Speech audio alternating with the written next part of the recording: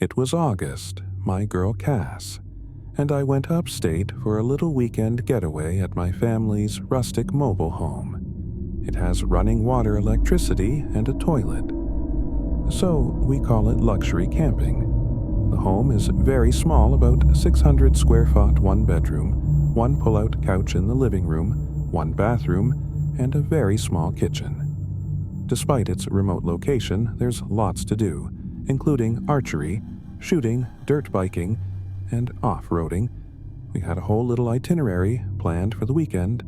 Friday, we mostly just unpacked and went out to eat, went grocery shopping, then relaxed. Saturday, we did most of the stuff I just mentioned before until it started getting really cloudy. After storm clouds, we also could feel it in the air that a big storm was brewing, so we put all the stuff we took out back into the outbuilding.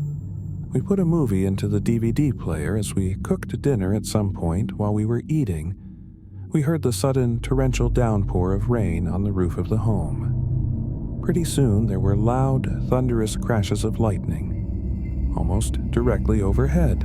We both wanted to go sit outside and enjoy it as we ate. We relaxed on the deck outside under the canopy with an amazing view of the sky. Long bolts of lightning constantly lit up the dark night sky. The thunder booming almost instantly. After the lightning strikes, we were right in the heart of the storm. And then we heard something out in the woods. It was a voice, a loud voice, seemingly calling out something. But it was nowhere near discernible. So the place is really remote, like I said. Hearing any other voices nearby would already set off alarms in normal conditions, but during a storm like this, it was extremely concerning. We had to assume that it was a lost hiker or something. I stepped over to the edge of the deck, getting a little wet as the rain blew in under the edge of the canopy. With the constant crashing of thunder and lightning, there were moments of light in the vicinity that allowed me to see just far enough away to the tree line where the woods began. There was a person out there, clear as day.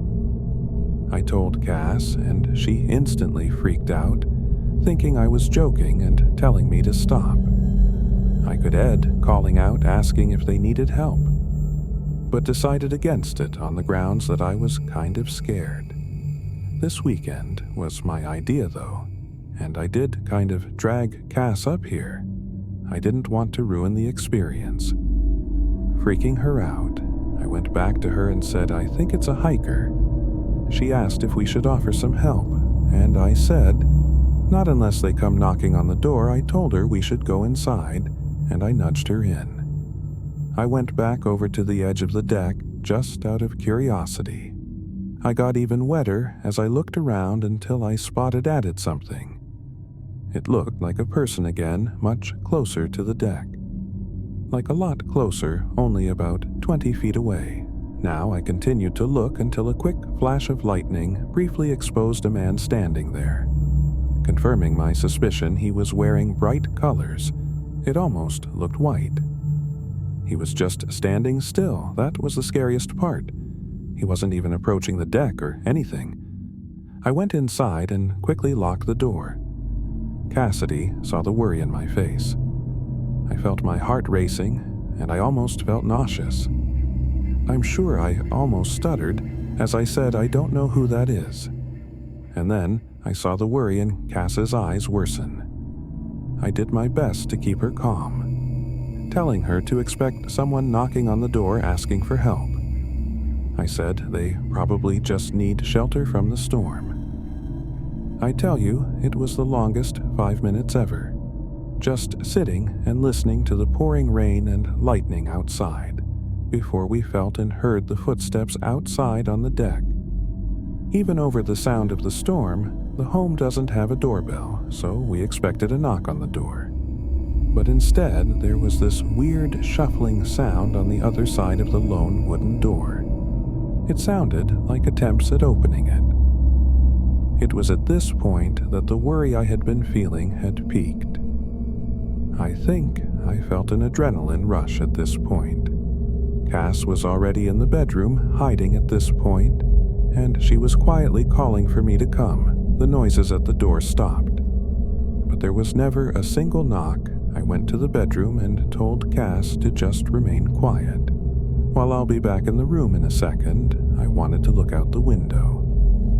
I went back to the living room and turned off the lamp. I took a second to just breathe before yanking the curtain open. I looked out the window, and I saw the white figure of the man running away from the window and quickly disappearing.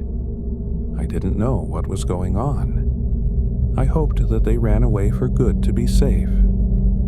I went to the kitchen window and looked out.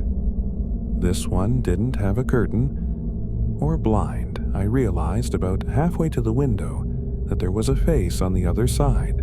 I could see it even through the blur created by the rain. On the window, I yelled at the top of my lungs, "You go away," trying to sound scary. They didn't move.